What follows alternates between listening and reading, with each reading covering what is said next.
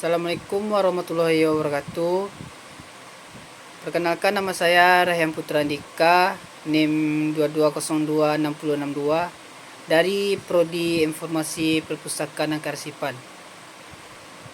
Di sini saya akan menjelaskan materi PPT yang saya buat dengan judul Prosedur dan Alur Kerja Pengadaan Buku. Secara sederhana, pengadaan bahan pustaka dapat dilakukan melalui pembelian, tukar-menukar, hadiah, atau dengan cara menerbitkan sendiri. Bahan pustaka yang akan diadakan mencakup 1. Karya cetak atau karya grafis seperti buku, majalah, surat kabar, disertai dan laporan. Yang kedua, karya non-cetak atau karya rekam seperti piringan hitam, kaset, dan video. Yang ketiga, bentuk mikro seperti mikrofilm dan mikrofiche. Yang keempat, karya elektronik, disket, pita magnetik, serta selongsong elektronik yang diasosiasikan dengan komputer.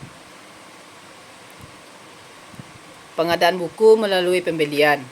Perpustakaan dalam memperoleh bahan pustaka dapat dilakukan dengan cara-cara pemesanan langsung, dapat dilakukan pada penerbit ataupun toko buku. Penerbit Indonesia pada umumnya melayani permintaan perpustakaan. Akan tetapi, penerbit asing umumnya tidak melayani perpustakaan. Selanjutnya, proses pemesanan dapat melalui sebagai berikut. Yang pertama, toko buku. Pembelian bahan pustaka secara langsung ke toko buku banyak dilakukan oleh perpustakaan yang jumlah dananya relatif sedikit. Pembelian dengan cara ini biasanya dilakukan untuk judul dan eksemplar yang tidak banyak. Yang kedua, penerbit. Pembelian bahan pustaka juga dapat dilakukan melalui penerbit baik dalam negeri maupun luar negeri. Penerbit Indonesia biasanya melayani pemesanan dari perpustakaan. Akan tetapi, penerbit asing umumnya tidak melayani perpustakaan. Penerbit asing hanya melayani pembelian dari toko buku ataupun penjajah, vendor, sehingga perpustakaan Indonesia harus membeli melalui toko buku. Yang ketiga, agen buku. Selain pembelian ke toko buku dan penerbit perpustakaan juga dapat membeli buku melalui agen buku yang biasa disebut dengan jobber atau vendor. Agen buku ini berperan sebagai mediator antara perpustakaan dan penerbit, terutama untuk pengadaan bahan pustaka terbitan luar negeri. Selanjutnya, pengadaan buku melalui hadiah. Bahan pustaka yang terdapat di perpustakaan kadang-kadang diperoleh melalui hadiah. Bahan pustaka yang diperoleh lewat hadiah sangat penting untuk mengembangkan koleksi perpustakaan. Perpustakaan yang menerima bahan pustaka berupa hadiah dapat menghemat biaya pembelian. Hadiah buku bisa didapatkan dari berbagai sumber baik dari instansi pemerintah, swasta maupun pribadi. Selanjutnya yaitu sumber yang bisa diharapkan untuk bisa menyumbangkan buku, diantaranya sebagai berikut. Yang pertama, pengarang dan penerbit sebagai contoh terbitannya. Yang kedua, duplikat terbitan dari pustaka lain. Yang ketiga, instansi pemerintah sebagai terbitan pemerintah. Dan yang keempat, donatur dari berbagai pihak seperti organisasi, lembaga perhimpunan profesi, yayasan, negara maju melalui kedutaannya.